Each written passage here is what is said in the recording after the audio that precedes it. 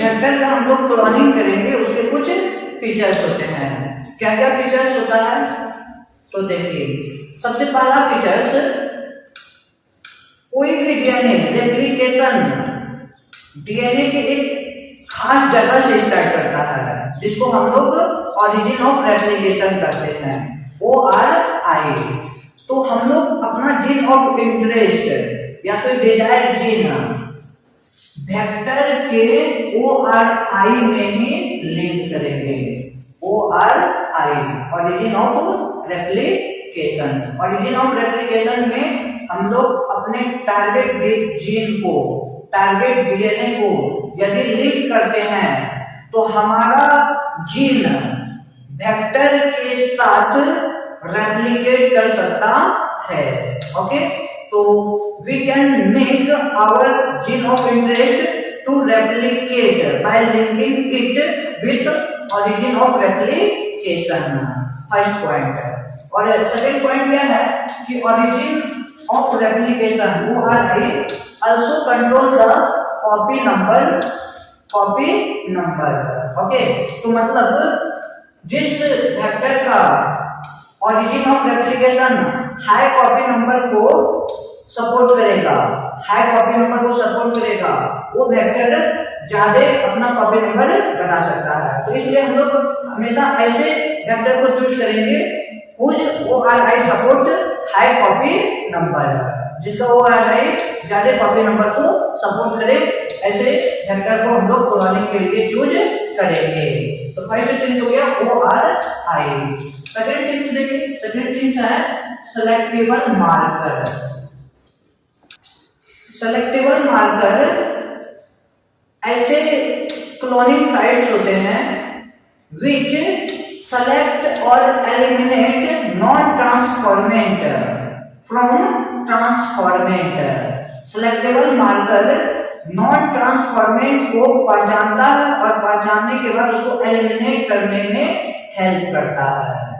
इसके अलावा जो ट्रांसफॉर्मेंट होते हैं उसको सेलेक्टिवली ग्रो करने में हेल्प करता है।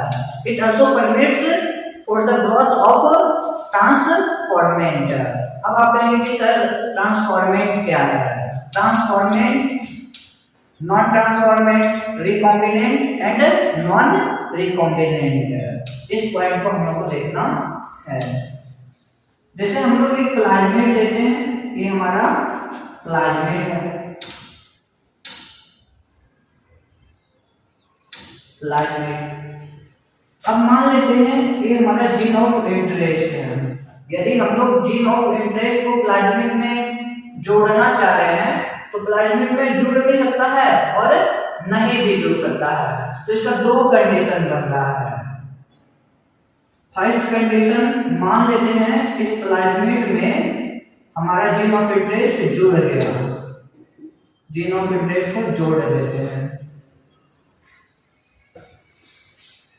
यदि प्लाज्मिड डीएनए में हमारा जीन ऑफ इंटरेस्ट जुड़ गया तो इसको बोलेंगे रिकॉम्बिनेंट डीएनए या फिर आरडीएनए।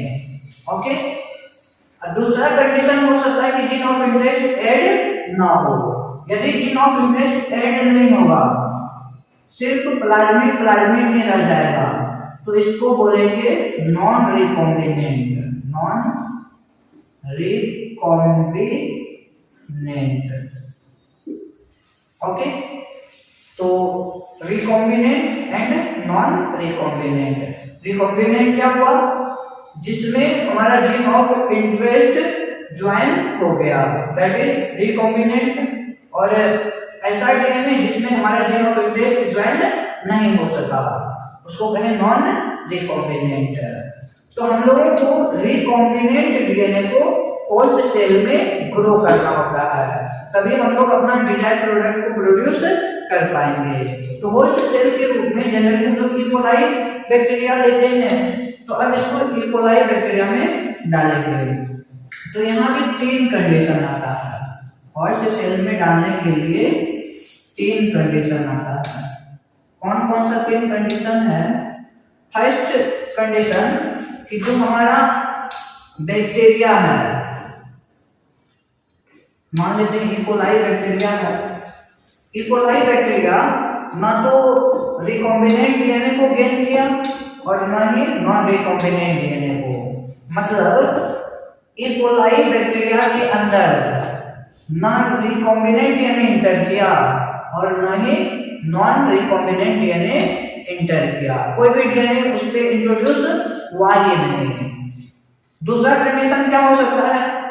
दूसरा कंडीशन हो सकता है कि जो हमारा होस्ट सेल है इकोलाई बैक्टीरिया, इकोलाई बैक्टीरिया में डीएनए तो इंट्रोड्यूस हुआ but non recombinant DNA introduce हो गया। ये नॉन रिकॉम्बिनेंट डीएनए इंट्रोड्यूस हो गया। ओके, नॉन रिकॉम्बिनेंट डीएनए यदि इंट्रोड्यूस हो भी गया तो इससे हमें डिजायर्ड प्रोडक्ट मिलने वाला है नहीं, क्योंकि इसमें हमारा डिजायर्ड जीन है ही नहीं, जीन ऑफ इंटरेस्ट हमारा है ही नहीं। तो इसका यदि हम क्लोनिंग कर भी लें तो हमारा डिजायर्ड प्रोडक्ट प्रोड्यूस होने वाला है नहीं, तो मतलब ये भी कोई काम का नहीं है। ओके, थर्ड कंडीशन देखिए। थर्ड कंडीशन क्या हो सकता है? ई कोलाई बैक्टीरिया के साथ में हमारा recombinant DNA, hard DNA, recombinant DNA inter करें। ओके, तो ये तीन कंडीशन बन सकता है। तो इन तीनों कंडीशन का अलग अलग नाम होता है। देखिए यहाँ पे क्या हो रहा है कि introduction of recombinant DNA into the host cell, इस प्रोसेस को बोला जाता है ट्रांसफॉर्मेशन। What is transformation?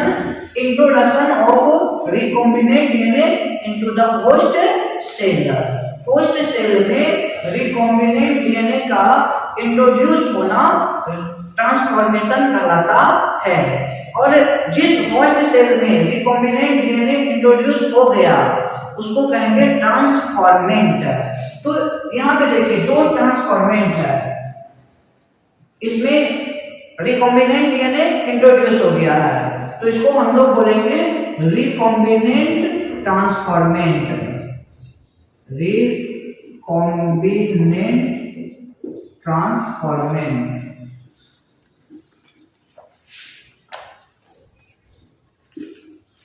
दूसरा दूसरा में भी डीएनए इंटर किया है लेकिन इसमें नॉन रिकॉम्बिनेंट डीएनए इंटर किया है लेकिन ट्रांसफॉर्मेशन हुआ है। तो ट्रांसफॉर्मेशन हुआ है तो इसलिए ट्रांसफॉर्मेंट होगा, लेकिन कैसा ट्रांसफॉर्मेंट होगा?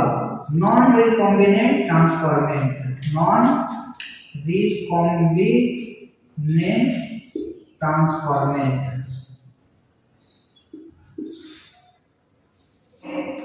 अब थर्ड सिचुएशन की बात करते हैं। थर्ड सिचुएशन में ना तो नॉन रिकॉम्बिनेंट और ना ही रिकॉम्बिनेंट, कोई भी डीएनए इंटर ही नहीं हुआ है, इंट्रोडक्शन ही नहीं हुआ है, तो मतलब इसमें कोई ट्रांसफॉर्मेशन हुआ ही नहीं, तो इसको बोलेंगे non transformant. Last one is non transformant. Okay, ये हमारा हो गया नॉन ट्रांसफॉर्मेंट। तो हम लोग को जरूरत किसकी है? हम लोग का जरूरत है रिकॉम्बिनेंट ट्रांसफॉर्मेंट की। ओके, तो किसमें रिकॉम्बिनेशन हुआ है और रिकॉम्बिनेशन नहीं हुआ है, मतलब कौन रिकॉम्बिनेंट है और कौन रिकॉम्बिनेंट नहीं है, इस चीज को कौन पहचानेगा? पहचानने के बाद इस चीज को एलिमिनेट कौन करेगा? तो जो भी इस चीज को पहचानेगा और एलिमिनेट करेगा उसको हम लोग कहेंगे selectable marker, selectable marker. Okay, इस चीज को और आगे क्लियरली हम लोग समझेंगे। अभी बस सेलेक्टेबल मार्कर को समझने के लिए इसको डायरेक्ट बोल रहा हूं मैं। सेलेक्टेबल मार्कर क्या होता है? जो रिकॉम्बिनेंट और नॉन रिकॉम्बिनेंट को पहचानेगा और नॉन रिकॉम्बिनेंट को रिकॉम्बिनेंट से अलग करेगा। इसके अलावा ऐसे चीज जो नॉन ट्रांसफॉर्मेंट को ट्रांसफॉर्मेंट से अलग करेगा और only permit the growth of transformant को सिर्फ ग्रो करने के लिए परमिट करेगा। ऐसी चीज को हम लोग कहते हैं सेलेक्टिवल मार्कर। और सेलेक्टिवल मार्कर के रूप में एंटीबायोटिक्स रेसिस्टेंट जीन का यूज किया जाता है। एंटीबायोटिक रेसिस्टेंट जीन में भी कुछ एंटीबायोटिक होते हैं, जैसे एम्पिसिलिन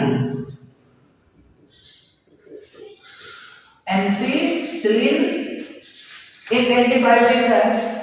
दूसरा एंटीबायोटिक है टेट्रासाइक्लिन, एम्पिसिलिन, टेट्रासाइक्लिन, क्लोरेनफेनिकॉल,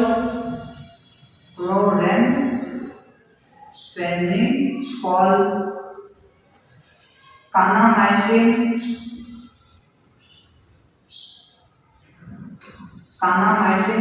ये सभी एंटीबायोटिक हैं। और इस एंटीबायोटिक के अगेंस्ट, इस एंटीबायोटिक के रेसिस्टेंस के लिए एक जीन होता है जिसको बोलेंगे एंटीबायोटिक रेसिस्टेंट जीन। अब जैसे एम्पिसिलिन के रेसिस्टेंट के लिए जीन है तो एम्पिसिलिन रेसिस्टेंट जीन, ओके। तो एम्पिसिलिन रेसिस्टेंट जीन को शॉर्ट फॉर्म में लिख देंगे AMPR, एम्पिसिलिन रेसिस्टेंट जीन। इसी तरह टेट्रासाइक्लिन है TETR, टेट्रासाइक्लिन रेसिस्टेंट जीन। तो ampicillin resistant gene, tetracycline resistant gene, chloramphenicol, kanamycin resistant gene, इन सभी का यूज किया जाता है सेलेक्टिवल मार्कर के रूप में ज्यादातर। और एक चीज बता दूं आप लोगों को, जो इकोलाई बैक्टीरिया होते हैं, इकोलाई बैक्टीरिया में ना तो एम्पिसिलिन के रेसिस्टेंट के लिए कोई जीन होता है, ना ही टेट्रासाइक्लिन के रेसिस्टेंट के लिए कोई जीन होता है, क्लोरेनफेनिकॉल, और ना ही कानामाइसिन के रेसिस्टेंट के लिए कोई जीन होता है। मतलब इन सभी एंटीबायोटिक के रेसिस्टेंट के लिए कोई भी जीन इकोलाई के पास नहीं होता है, ओके। चलिए, आई थिंक आप लोग सेलेक्टिवल मार्कर समझ रहे होंगे। फर्स्ट पॉइंट हुआ ORI, सेकेंड पॉइंट हो गया सेलेक्टिवल मार्कर। सेलेक्टिवल मार्कर में हम लोगों ने देख लिया कि जनरली एंटीबायोटिक रेसिस्टेंट जीन का यूज किया जाता है सेलेक्टिवल मार्कर के रूप में। और थर्ड पॉइंट है क्लोनिंग साइट। क्लोनिंग साइट क्या होता है? Cloning site generally recognition site होता है। रिकॉग्निशन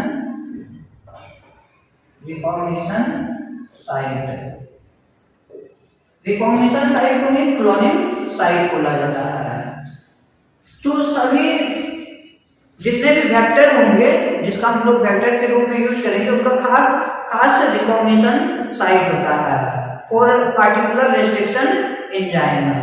किसी भी पार्टिकुलर रेस्ट्रिक्शन एंजाइम के लिए इसमें रिकॉग्निशन साइट होगा या फिर क्लोनिंग साइट होगा। जैसे मान लेते हैं एक और फर्स्ट एंजाइम है, एक और फर्स्ट एंजाइम का सीक्वेंस क्या होता है? GAATTC।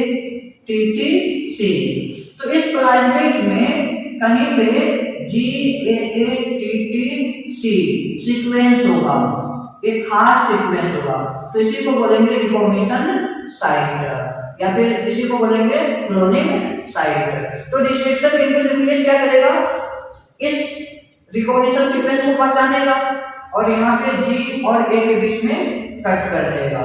G और A के बीच में कट करेगा तो जो प्लाज्मिड है वो फ्रेगमेंट्स में टूट जाएगा। तो यहाँ पे देखिए, यदि हमारे वेक्टर के पास कम से कम रिकॉग्निशन सीक्वेंस हो या फिर क्लोनिंग साइट हो तो ये उतना ही अच्छा वेक्टर माना जाता है। क्यों उतना अच्छा वेक्टर माना जाएगा? यदि मान लीजिए इसमें बहुत सारे रिकॉग्निशन साइट हो जाए तो बहुत सारे रिकॉग्निशन साइट होने के बाद ये प्लाज्मिड बहुत सारे टुकड़ों में टूट जाएगा। यदि इसके पास रिकॉग्निशन साइट बहुत सारे होंगे तो इसके टुकड़े भी बहुत सारे बन जाएंगे और यदि बहुत सारे टुकड़ा बन गया तो हमारा जीन ऑफ इंटरेस्ट तो एक ही है। जीन ऑफ इंटरेस्ट कहाँ पे जाके जुड़ेगा? कहीं एक ही जगह आके जुड़ेगा ना। तो मतलब यदि मैनी क्लोनिंग साइट होगा या फिर रिकॉग्निशन साइट होगा, तो ये हमारे जीन क्लोनिंग को डिफिकल्ट कर देगा। Okay, it make difficult for the gene cloning. तो इसलिए हम लोगों को क्या चाहिए कि कम से कम रिकॉग्निशन सीक्वेंस हो, ताकि ज्यादा से ज्यादा फ्रेगमेंट ना बने। ओके, तो ऐसे वेक्टर का सिलेक्शन हम लोगों को करना है।